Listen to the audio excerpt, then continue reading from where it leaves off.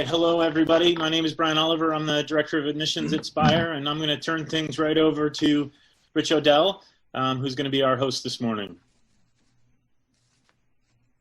Good morning, everybody. I'm Rich, and I am part of the team that helps direct what goes on at SPIRE, and I want to give you a quick overview of why SPIRE. SPIRE is an institution developing right now to meet the needs of kids on 4 separate pillars, but those pillars create the foundation for a really healthy and happy life. Those pillars are academics, which we're a fully college preparatory accredited boarding and day school for 9th graders through 12th graders. We have a second component, which involves the personal development skills side. We feel that's equally important to the academic piece. And then, of course, the passion side. The reason that you choose to come to SPIRE is to get inspired by everything that we're doing there. And the fourth leg is the inspiration for the future. The future being, what are some of the careers that, based on your interests beyond your passion, might be the things that you would really like to focus on. So those legs or 4 pillars are what we feel are the foundation of SPIRE.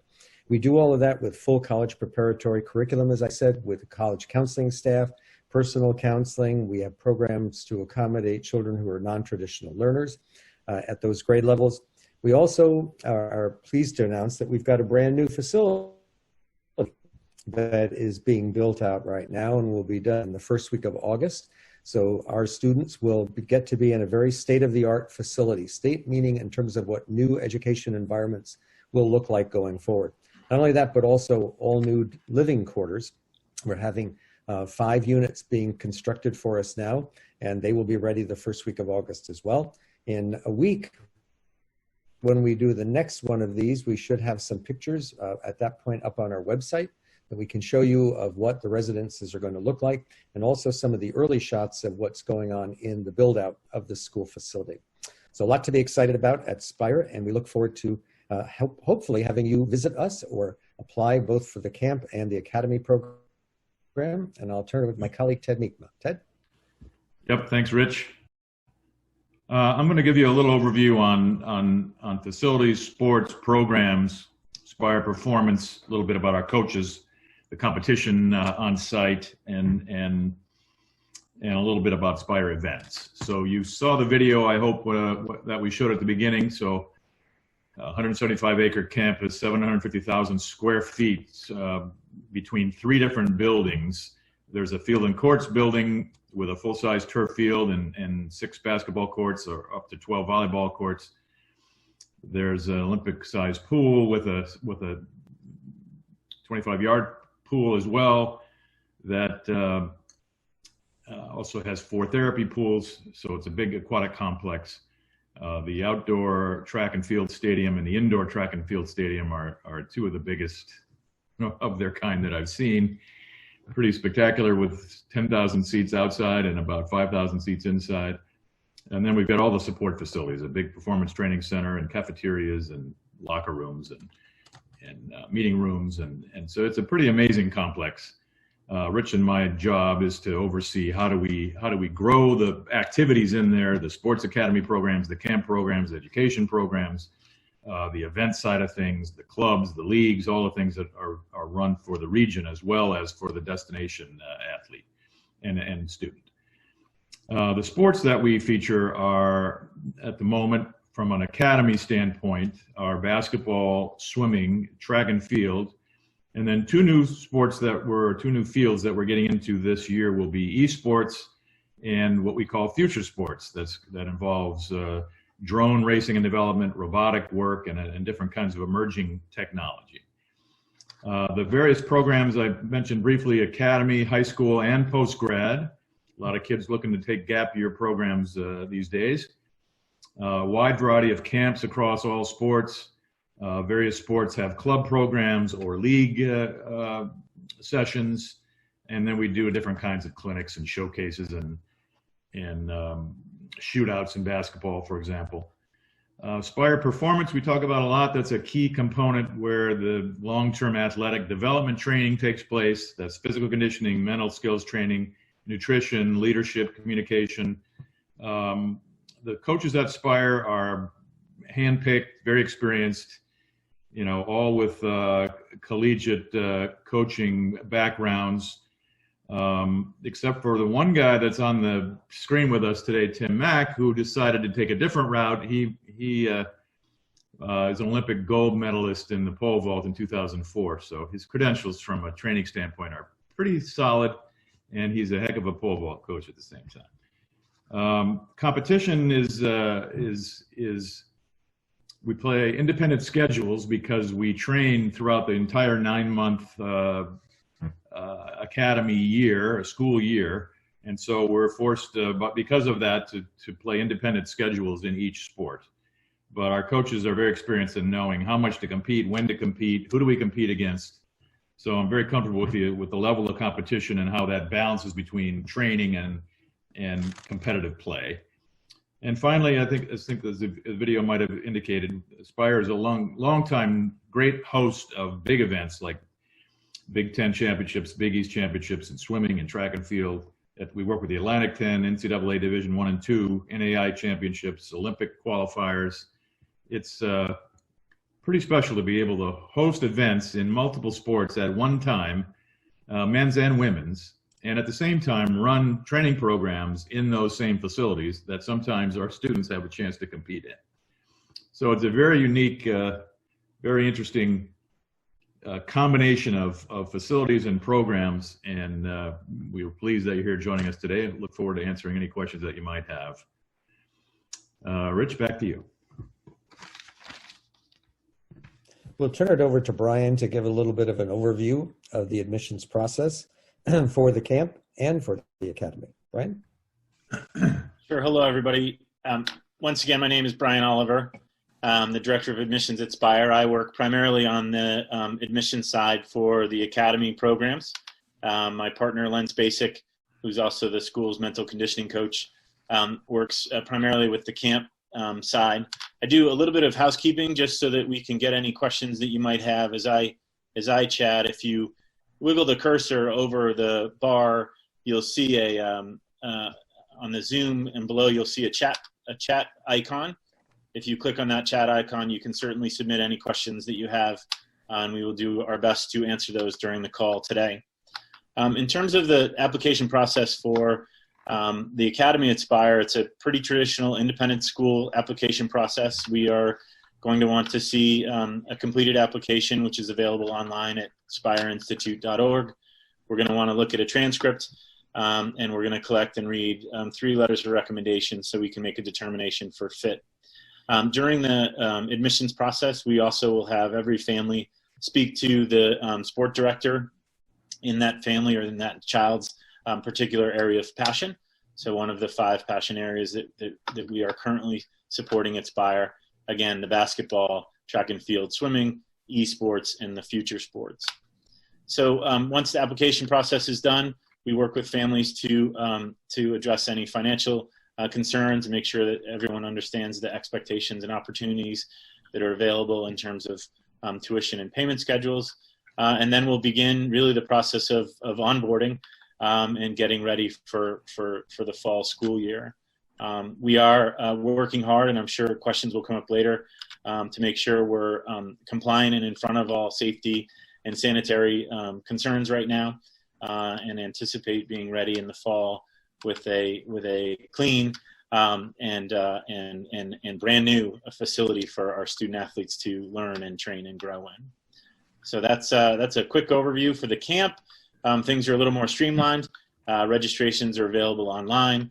Any questions that you have about camps, you can certainly either email camps@spireinstitute.org, or you can find Lens Basics information right on the camp page as well, so you can reach out to him and let him know about any questions or concerns you may have. But I'm going to get out of the way because we have a special guest today that I think Rich will do the introductions on, and then I'll monitor the chat room and feed the panelists any questions that come through. Thanks, Brian. So you have already heard the name, Tim Mack. You might not recognize the face because you don't see a lot of his face when he's going over the pole of the bar. But we're happy to have Tim as part of our entire team at SPIRE, as on the coaching staff and helping with leadership and developing new programs and build out of summer activities. And he's already got some pole vaulters enrolled for the fall. So we're excited about that. Tim, it's a pleasure to have you with us as part of the SPIRE team, and turn it over to you. Thanks. Yeah, Tim, it'd be great if you gave us everybody a little bit of your background and history, because it's an interesting one, and I'd like. Okay, yeah, my background was, well, in high school, I actually only jumped 13.6 in high school. And I went to Cleveland St. Ignatius, which is, hometown Cleveland guy. And I didn't really get any scholarship offers, and I didn't even go to the state high school track meet. So I somehow ended up at Malone College in Canton, Ohio, and I sort of walked on there and improved after 3 years. And after 3 years, my coach was like, you know what, I think you're outgrowing this school here, because I was like jumping in the gym, and I was like almost hitting the air conditioners in the gym. And he's like, I think you might need to go somewhere else. So I sent some letters out, and I ended up at Tennessee, which was one of the best pole vault programs in the country. And I pretty much stayed there my whole career until, well, I failed in the Olympic trials in 1996. I failed in 2000, and finally made the first Olympic team in 2004. And you must have been really old by then, no, Tim? How old were you by then? I was 31. I was 31 at the time. So yeah, that's not ideal. It's not the ideal path. Good yeah. Perseverance, though. Yeah, and that's what we try to. That's what we're going to try to instill in a lot of the student athletes that come through here. Right. But well, with that said, I'm now here at SPIRE, Director of Programs and Development of Track and Field. And the one thing I want athletes to know is that we kind of try to focus on the total athlete. And one thing I learned is like it takes the total athlete in order to achieve whatever dreams or whatever you want to accomplish. And we preach to do also the best in the competitions of the year, and that means almost the most. And we also preach that it's not by accident. It's not like, oh, I hope we do good. It's that we actually design a program that is focused for you to do well and improve at the right time of the year. And so, we have the best facilities, as we've said before, state-of-the-art facilities. They're unmatched. They're massive. I mean, if you've come by SPIRE and seen them, it's awe-inspiring, to be quite honest. And I've been around the world, and they're unmatched. And you'd have like expert instruction in warm-ups and during sessions and after sessions, and it's very focused groups training. At least on the track and field side, and I'm sure it's the same for other sports. We also have the time to take your training slowly to specifically gear it toward the athlete, because we have quite a bit of time with the athlete. Another thing is that we kind of have to create the athlete from the ground up. We can't just go, okay, we're just going to magically make you better in all these little areas. No, we kind of try to break down and create a strong foundation to build on. So when you go somewhere in the future, then you can be even better. Whereas sometimes a lot of coaching and a lot of schools might get you real good real fast, and then all of a sudden you have nowhere to go after that. But we want you to have a real strong foundation so you can continually build for the rest of the career, or however long you want to stay with your sport. Of course, there's sports psychologists on staff. Sports psychology was huge for me in my career. I found out later. I wish I would have known sooner, because I think also with kids in high school deal with a lot. And I was older at the time, but I think if maybe you can't tell a coach or you can't tell somebody else or your friends, then maybe you can tell a sports psychologist to get through it. It's not just to get you through the sports stuff. So I think that's always that's a great benefit. And of course, we have that great strength coaches here that will design the strength program that is designed specifically for you, because they do a body assessment and figure out where your strengths and weaknesses are. So we can easily figure that out. Like in pole vault, for instance, I'm just using that because I'm the pole vault coach, but this is what they could do in the other sports too. If, for instance, flexibility is not good in your shoulders, and in pole vault you need to be good with flexibility in your shoulders, then we're going to attack that weakness. So we have the time and we have the people in order to attack the weaknesses. Of course, fully equipped cafeteria. You got to fuel the machine. That's one thing that I lived by. And we try to create just a close-knit team, not just in the track and field team, but in all the teams together. And because, you know, we want to make sure that you realize that this journey you're on is you're just not on it on your own. And it takes a lot of people to help you on your journey. And we just want you to know that you're not in it on your own, and we got the expertise to back you up. And we're going to do all we can in order to get you to reach your potential. So I think in general that does it on my side. But one thing, Tim, and I think this team can really get you to the top. When you and I sat down and we started talking about programs that, along with Charlie Powell, who's the director of track and field, you know, what does a calendar look like at SPIRE? Tell them a little bit. Obviously, there's the full-time academy that combines school with the residential training program, or a day training program. It doesn't have to be. Right. Explain some of the other kinds of programs that you're running around the year, and then talk a little bit about even the post-collegiate as something that you're trying to build. Yeah, well, first off, we want to try to start a post-collegiate program, and that is any post-collegiate, maybe that is not sponsored by Nike or any high-level athlete. We want to be able to bring them in and actually give them a place to train and give them a place to have their meals and sports psychology appointments, in place of working with SPIRE and maybe coaching some of the younger athletes in some of the high school programs. But I think that is a huge need in track and field, because the real top guys and girls are taken care of for the most part. But, and I went through it, but at the bottom end, if you're right on the verge of making it, but you're not quite at that point where you're able to make some money at the track and field, then you have to figure something out. So I think SPIRE is would be a great benefit to those athletes. And as far as the other programs go in track and field, we're gonna build a cross country. We're gonna build a cross country course, and we want to start a cross country program. I've talked to a coach already, and she's ready and willing to help in helping us make the course, but also she was willing to take on the summer program. So that's just the start. So who knows where that's going to go? But I think that will be a big hole in the state of Ohio, because they really are in need of a great cross country tournament, I guess you call it. I don't know, cross country course. And so I think in the future that's going to help out SPIRE in Northeast Ohio and all over.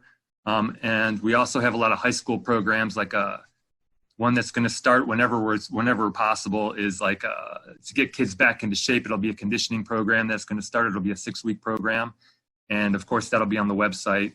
And that's just a basic program where kids, we work on abdominal strength, and each sport is going to have their own specific exercises and their own specific coaches and their own specific their own specific exercises to work on. Like for track and field, it'll be more directed on the core and maybe explosive strength, and we'll have a little sports psychology in there. But it's about getting the kids back into the year, into the training mode and into the school mode, sort of. And we got the cross, we got the high school programs, and we have competitions going on too. And hopefully, once we figure out what we're able to do as far as the corona virus is concerned, we'll have a few meets to start with, and hopefully can finish the year with competitions we'll have each and every weekend. And we have those indoors as well. So we have a whole slate of indoor competitions too. And I'm sure that's the same for every sport. I can obviously only talk about the track and field part, but I know that there's swim meets going on all the time, and of course the basketball is busy over there too. And you've identified a throws coach that will come in and work with you if people are in the throws side, and then talk about Charlie's specialties too, so they see it's more than just pole vault. Yeah, so it is. Obviously I talk about the pole vault quite a bit because that's my niche. But Charlie coaches all of the explosive sports, which is sprints, short sprints, 100, 200, hurdles. He can coach high jump, long jump. He's very versatile, has been in track and field for 30 to 40 years, or has been coaching for 30 to 40 years, and is very knowledgeable in all of those disciplines. He was at Penn State for a long time. Penn State for a long time, and so was it Penn or Penn State? Penn. Yeah, Penn State. No, it's Pennsylvania University, University of Pennsylvania. Yeah, sorry. And then of course we have a throws coach in Janine Cesarek Kuster. Last name Kuster. It was hyphenated, but now I think it's just Kuster. But she went to actually the University of Tennessee and threw there a little bit, and she can teach all the throws. And she coached at Hillsdale up in Michigan. She coached for a little while, and I'm not sure exactly of the other one, but we also have connections with another thrower in case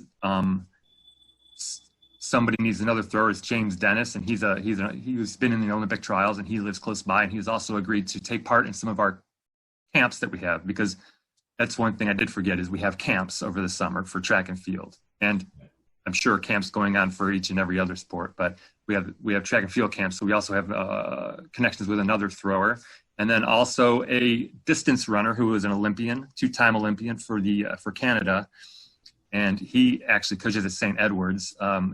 He said he would help us with our camps. So we have a lot of people. I'm getting the word out, and we got a lot of people and a lot of professionals in each and every discipline. So pretty excited. SPIRE has been known as a great place to host big invitational meets for a long time. And Charlie's always had a small group of people that have come in and trained with him, but we really haven't launched the academy in a bigger way and to have a whole calendar of training program options, clubs and clinics and camp programs like you've described. And so that's what you're here to do. And so far the response seems to be pretty strong from both the athlete community and the coaching community, who like to kind of rally around something new and a little bit more, a little more of like an intense annual approach to how do we develop long-term track and field athletes that are good competitors on the field, on the track, as well as strong athletically and mentally and physically. Mm-hmm. And then the other thing I should mention, and I'm sure this is the same for other sports, but especially for track and field part, with my experience, I like to talk to athletes about basic things also, like throughout the year, how to deal with failure is one thing. And these things can help them in life in general too, and maybe in school. But how to deal with failure, how do you actually continue their motivation, and how to stay motivated, because to be quite honest, it's not easy to stay motivated all the time. How to deal with your fears. Could be fears of competing.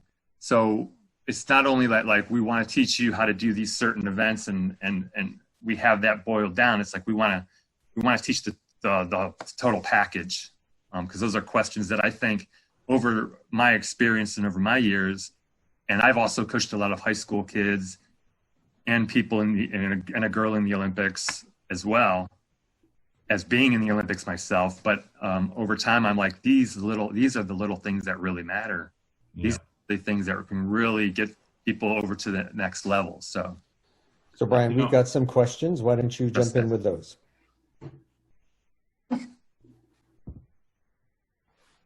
Sorry, I was behaving there and muted myself. Tim, the question is, what do you hope to instill in young athletes, and/or what would you want to tell your younger self about training and competing? That's a good one.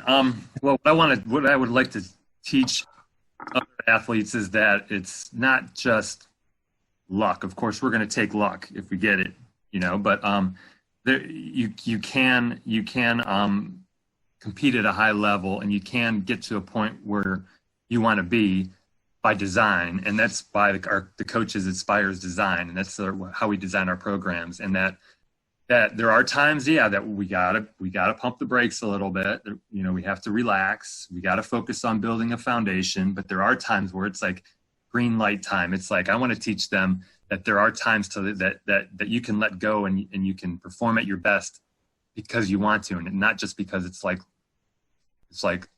luck. And I think one of the things I wish I could have told myself was I actually stayed focused for quite a while, because I know the younger athletes are like, well, I don't even know how long I want to do this. I don't know. And I didn't either. I just liked it. I enjoyed it. I like to spend time at it.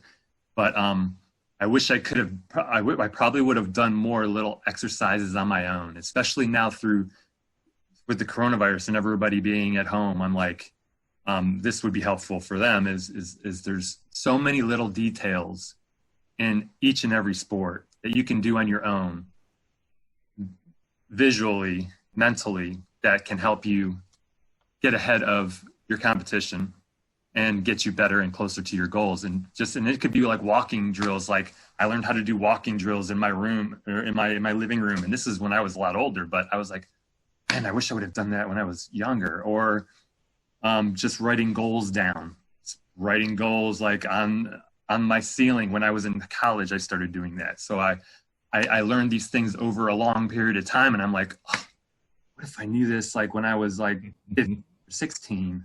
I'm not greedy. Don't get me wrong. I'm happy for one gold medal, but it's that. Two would have been nice. A lot of it is in the little. A lot of it is in the little things. And if I would have known the little things mattered so much, I think that would have made my journey a little bit easier. So one of the things that I wanted to ask you that I've seen over the years, that in an academy-like environment, I mean, you've got the technical trainers and the physical trainers and the mental trainers, that's all great. But if you design your practices in a way where you bring, a competitive edge and factor into your practices to where they kind of get used to dealing with the pressure of yeah, exactly. Even while practicing, when they go out to compete, all of a sudden it's like a little bit more normal. Well, yeah, so, that's one. Talk about that for a second. Yeah, and that's one thing we try to instill throughout the year. We have like little tests that we have, but we want to get the group together, and we want to get the team together, and we want to get everybody like rooting for each other, and you learn how to compete. You learn how to like take that focus, which can be like this a lot of times, and learn to narrow it into what you have to do. And we can do that in for instance, I'm not sure how other coaches do it, but for instance, for me in track and field, we would have certain practices where it's like, okay, this is a meet competition, this is a meet simulation, you only get 3 jumps or whatever. Or yep. In, testing, we do that a lot in testing. In the weight room, you're gonna have testing, and all these little things add up. The testing in the weight room forces you to narrow your focus. The test, you can get the help from the psychologist to help learn things. Any athlete of any sport can come up to me and ask me about how to do that. We have also like the testing I told you before. We have like overhead shot put, and we have a sprint, but these are all tests that build that foundation of learning how to compete and learning that, all I have to do is do this, instead of like do 10 different things. And it's like, no, it's okay. You only have to do. Yeah, you fall back into a routine that you're comfortable with. Get your focus, get your breath. That's a big part of it, is just learning how to compete. A lot of kids can do so good in practice and like, well, I'm at home and I'm hitting like 10 shots in a row, but when I get in the game, I just kind of like freeze up or whatever. Or it could be a track and field athlete who's like, I cleared 14 feet in practice, but 13 feet in a meet, and the meet is what counts. So it's kind of like, well, then your PR is 13 feet. Because really it's like kind of what you do in the competitions, and it's really that is so hard to figure out, is how to get the most out of yourself in a high pressure situation. And I think with the people we have here at SPIRE, I think not only do we train them to get to that point, but we can train you how you can convince yourself to do a certain thing. Because a lot of times, one athlete I was coaching one time is like, he was really smart. And he was talking, he's like, oh, so it's kind of like I have to be an actor on the runway. And I was like, yes, it's sort of what you have to be. You kind of sort of like, if you're not like that in real life, that's okay. You can be whoever you want in real life. But sometimes on the runway for track and fields, for instance, sometimes you have to act the part. And so we kind of like, it's different for everybody, but we've got to figure out what it's for each and every athlete. Yeah. I got a couple of questions. Rich, if you could handle one, they wanted to know about the school side of the academy and how that works, and is it only online, or how are they going to learn in the classroom as well? Sure. We do have classrooms. It's not online education. There will be a full array of faculty there to provide all of the subjects that we would see in any typical high school program. Mindful that the academic day encompasses 4.5 hours. And then the balance of the day is what you spend in your specialization between your performance component, your specific sport piece, your mental conditioning, rounds out the day. We intend for this fall semester to manage our enrollment, partly because of the virus, to limit it. So we are looking to get applications in quickly for those people who are most interested in joining us. Our classrooms are, as you will see if you tune in next week, they're larger spaces, but they're also designed that everything is movable in them. All the desks, all the chairs are designed so that they can be reconfigured at any time.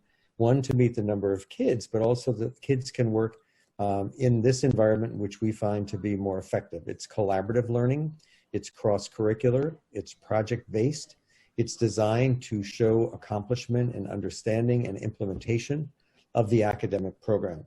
So the faculty will all work together in delivering the full array of courses. Working together in this case means how do they help connect what they're teaching you to what you're also working on in your sport. So where does history, where does math and science and language and writing, where does all of that fit into your sport component of the day? The piece that has to do with professions is also a component of the day where we will bring in experts who are not simply trained in the field, but who are highly experienced in those fields where we see kids identifying those interests. So there'll be time committed to that. And then on the personal growth side, that's a curriculum in and of itself that is delivered partly through the academic component of the day, but also delivered in the boarding experience. We have a house parent in each one of our units. There will be 12 students to a unit, 2 students to a room, in very nice accommodations with a community lounge area in the space. House parent has an apartment so that they can, you know, if they're of the mind to want to prepare bake cookies at night for the men or women who are in each of the different buildings, then they would be happy to do that, have the space to accommodate that, or maybe everybody watches a movie together. Faculty is also available evenings, both in person and by email, to work with kids individually that need extra help. Maybe they didn't understand something, needed explained a little bit differently. The online component that we will provide is actually part of the regular curriculum. Online meaning we have developed this facility with the technology that will let us go live to any place around the world to connect to a learning opportunity. So for example, if in history you're studying something that you need to be connected to Rome, then we will have people, not on our staff, but people who are educators in Rome that we will connect with live. So that you can ask and participate in that learning with somebody who is on the ground in those spaces. So much more engaging academic environment to complement the passion area and to ensure that all facets of one's life develop at a similar pace. That's what ensures greater success at the collegiate level. And we want to make sure that from that, we've launched you not just to college, if that's what you choose to do, but we've also launched you into a life that will be filled with the opportunities that you deserve to have with our preparation. And Rich, along those lines, could you touch on, you touched on the classrooms, how about the living situation for the students? Mm-hmm. So living is in brand new dorm facilities. These facilities are, we actually have 5 units that are being constructed right now. Each one of them has 6 bedrooms. They're much like a very large style ranch home is the best way I can describe that. And ranch meaning that they're spread out. The rooms are comfortable in terms of size. There will not be a bathroom in each room, but the bathroom is right outside of every 2 rooms. And we designed it that way so that there would be opportunity for kids if somebody's in your bathroom next to your room and you need to use a facility, you can go across the hall or you can go down the hall and use one of the other ones.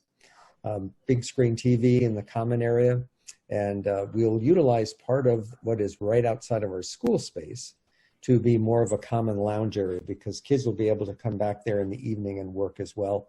And our I'm digressing from the living arrangement piece, but it would also tell you that our e-gaming program and our e-gaming suite is a state-of-the-art facility that's being built to accommodate up to 15 students who will be there taking a full-time half-day program in designing e-games and in learning how to play and how to work and manage and all the different components of the e-gaming arena, where there are major opportunities in the future for young people that are of high school age. Good, thank you. Ted, maybe you could speak a little bit about questions about the coronavirus and our response to it and our preparedness and our ability to be flexible.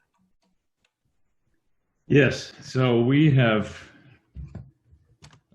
fortunately, we know a lot of people in different levels of sport, professionally, USOC, collegiate, as well as high school. And so we've been working very closely with the state of Ohio, with the local authorities, and with all the various groups at different levels of sport to figure out what is the best procedure, what are the best policies, not only for our staff, for our camp programs this summer once we're allowed to open, and how are we going to handle bringing kids back in the fall.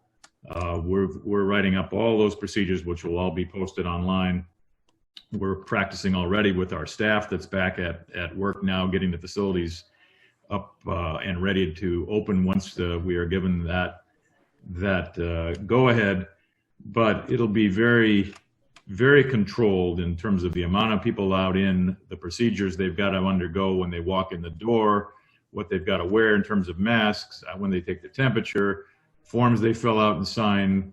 We're really taking this obviously very seriously. And as a leader in this field, if we don't lead and set the right example as to how our staff and our students, and when parents are allowed to come in and when they're not, when participants can be invited to come in and watch something and when they can't, and if they can, how are they monitored?